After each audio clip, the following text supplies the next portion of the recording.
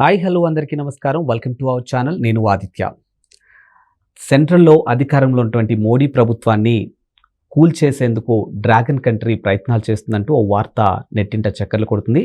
మరి ఈ వార్తను బయటకు తీసుకొచ్చింది కూడా రష్యాకి చెందినటువంటి స్పుత్నిక్ అనే ఒక సంస్థ.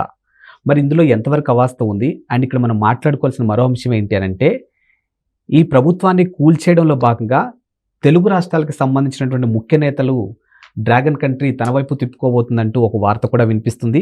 మరి ఇంతకీ ఆ నేతలు ఎవరు, అసలు నిజంగా ఇదంతా జరగబోతుందా అనే అంశం గురించి మాట్లాడడానికి ప్రస్తుతానికి మనతో పాటు స్టూడియోలో ఉన్నారు ప్రముఖ సీనియర్ జర్నలిస్ట్ అలాగే రాజకీయ విశ్లేషకులు సిఎస్ రావు గారు. సో సార్ని అడిగి తెలుసుకుందాం. సార్ నమస్కారం. సార్ నమస్తే సార్. సెంట్రల్లో ఉన్నటువంటి మోడీ ప్రభుత్వాన్ని కూల్చే ప్రయత్నం కూలగొట్టబోతుంది అని ఒక అంశం అయితే వినిపిస్తుంది.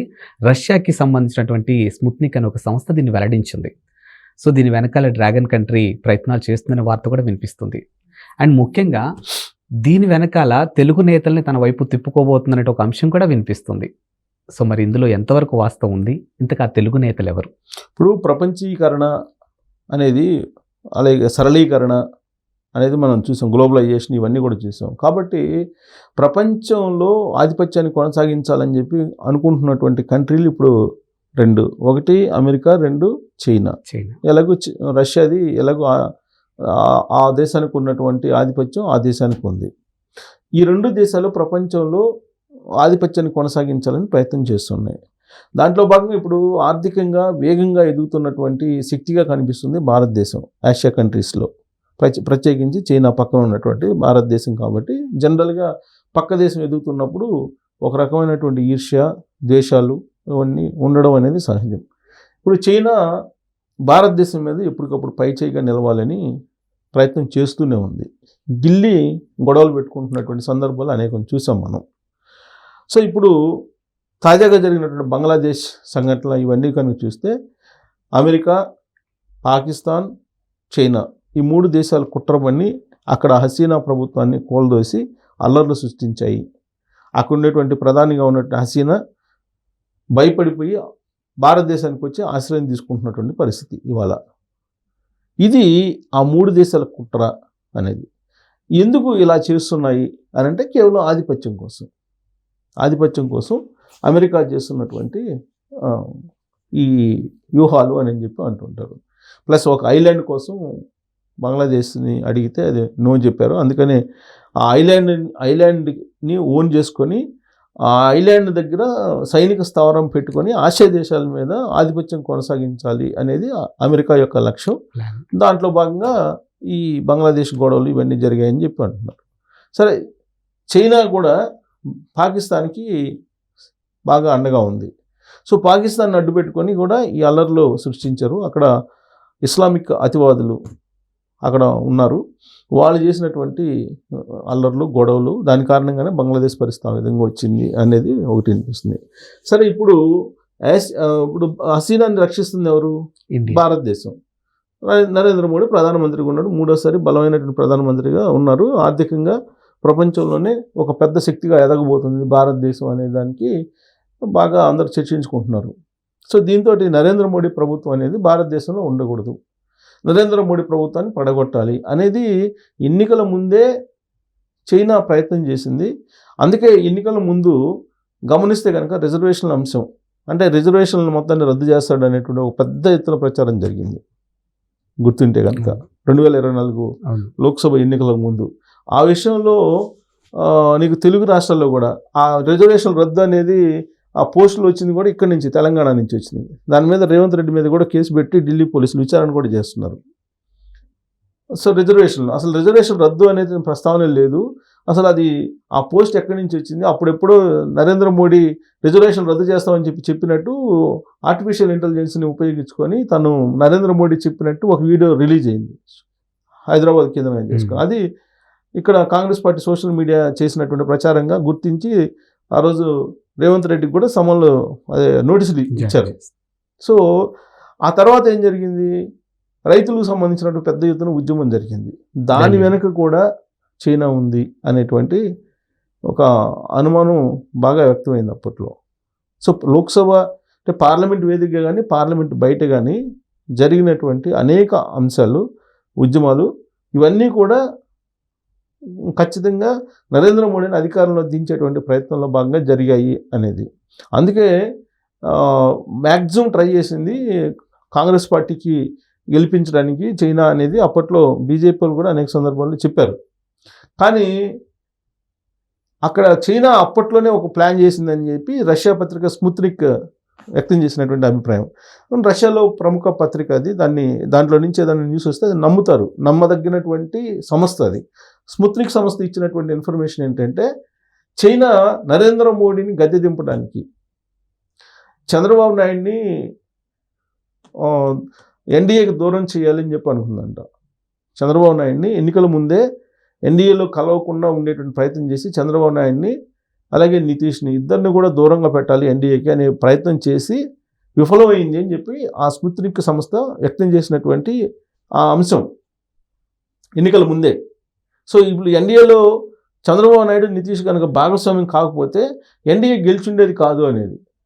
ఓకే. సో చైనా అప్పుడే గమనించింది. ఆ విషయాన్ని కేంద్ర ఇంటెలిజెన్స్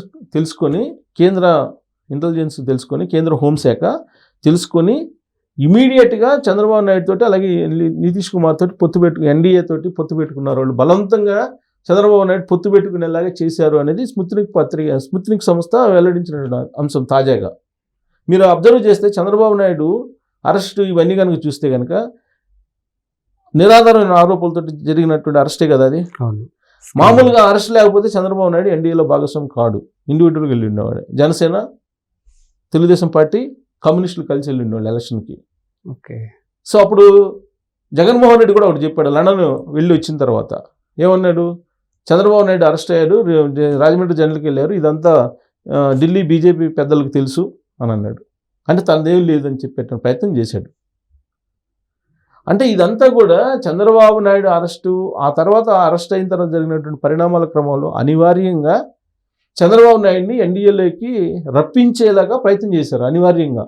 సో ఈ అరెస్ట్కి జగన్మోహన్ రెడ్డికి సంబంధం లేదంటారు? అయితే ఉంది, సంబంధం లేకున్నట్టుంది. ఇప్పుడు జగన్మోహన్ రెడ్డి ప్రమేయం లేకుండా కేంద్ర ప్రభుత్వం ఏం చేయదు కదా. ఆ రోజున నరేంద్ర మోడీ, కేసీఆర్, జగన్మోహన్ రెడ్డి ముగ్గురు ఒకటే కదా. ఓకే. జగన్మోహన్ రెడ్డి ప్రమేయం లేదని మనం ఎట్లా చెప్తాం? జగన్మోహన్ రెడ్డి ప్రమేయం ఉంది, కాదు తప్పించుకునే ప్రయత్నం చేశాడు. ఓకే. ఢిల్లీ బీజేపీ పెద్దలు అని అన్నాడు ఆ రోజున.